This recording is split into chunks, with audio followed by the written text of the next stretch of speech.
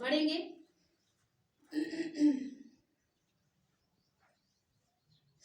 खुरूज की किताब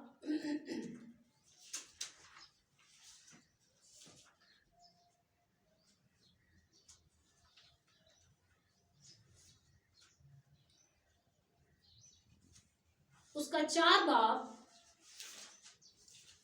आज का टॉपिक, आज का मजमून है बेटा। हम देखेंगे कि हमने कौन सा बेटा बनना है।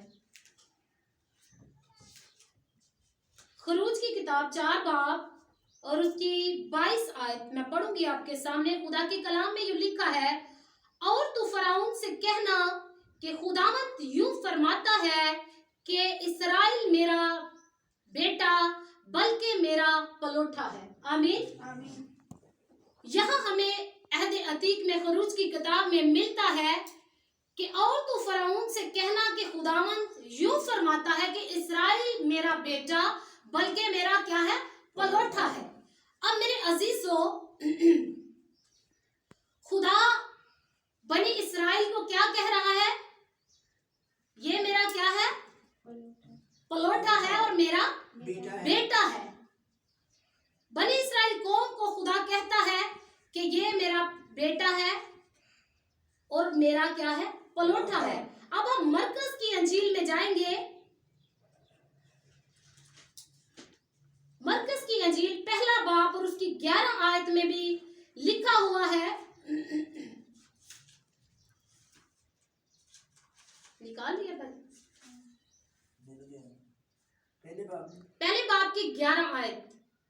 और आसमान से आवाज आई कि तू मेरा प्यारा बेटा है, तुझसे मैं खुश हूं। आमीन आमीन। अब आसमान से आवाज आ रही है और आवाज क्या है कि तू मेरा प्यारा बेटा है जिससे मैं क्या हूं, खुश हूं।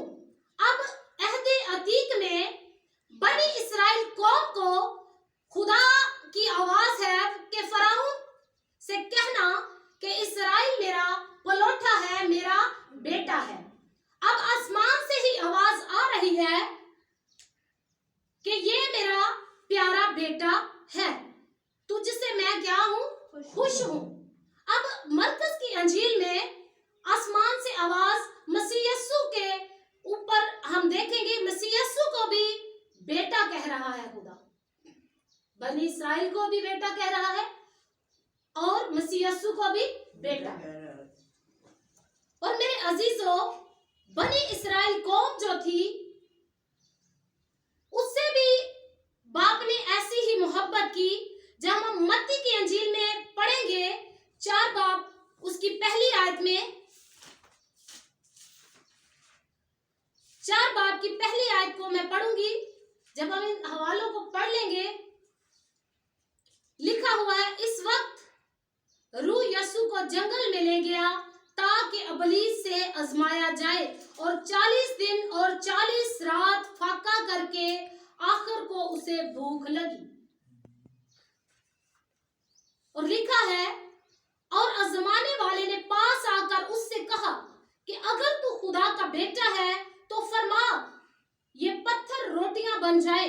उसने जवाब में कहा, लिखा है कि आदमी सिर्फ रोटी से ना जीता रहेगा बल्कि हर बात से जो खुदा के मुंह से निकलती है। आमीन आमीन हालेलुया। अब मेरे अजीजों, जब मसीह यस्सु अबलीस से आजमाए जाने के लिए 40 दिन के लिए बियाबान में गए,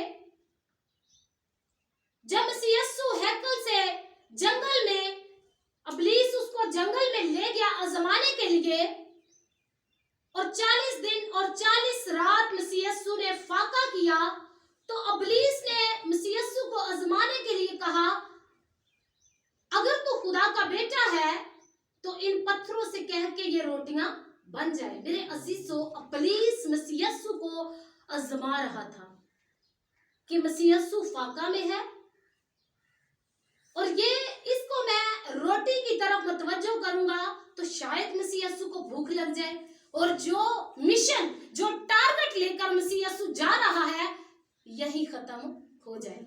अगर मसीह यस्सु उस वक्त पत्थर से कहते रोटी बन जा, तो रोटी भी बन जाती पत्थर। लेकिन मेरे अजीजों, मसीह यस्सु ने उससे कहा कि लिखा है कि इंसान सिर्फ रोटी ही से ना जीता रहेगा, बल्कि हर एक उस बात से जो खुदा के मुंह से निकलती है।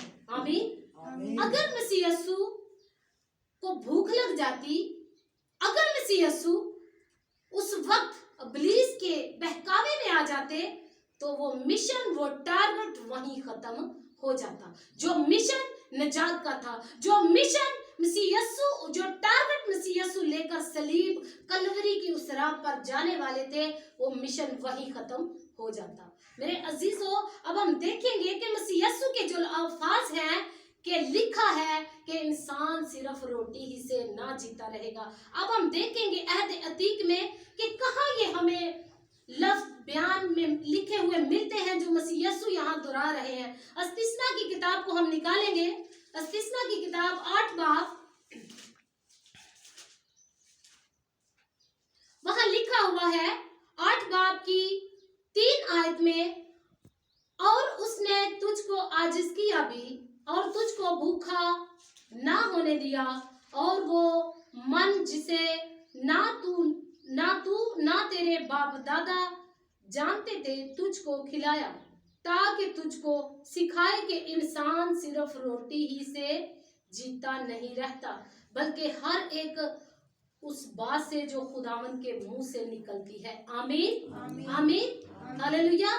मेरे अजीजों, अब मसीह यस्सु जो थे वो अहद अतीक को, पुराने अहदनामे को, शरीयत को पूरा करने के लिए आए थे, ना कि शरीयत को खत्म करने के लिए। मसीह यस्सु हमें नए अहदनामा में हर जगह पर मसीह यस्सु के मुंह से जो बातें निकलती हैं वो हमें अहद अतीक में मिलती हैं, क्योंकि मसीह यस्सु अहद अतीक शरीयत को पूरा करने के लिए आए, ना कि वो शरीयत को खत्म करने के लिए। अब मेरे अजीजों, जो मत्ती की अंजील में हमें जो जिक्र मिलता है कि जब इब्लीस मसीह यस्सु को जंगल में ले गया आजमाने के लिए, तो 40 दिन तक मसीह यस्सु फाका में रहे।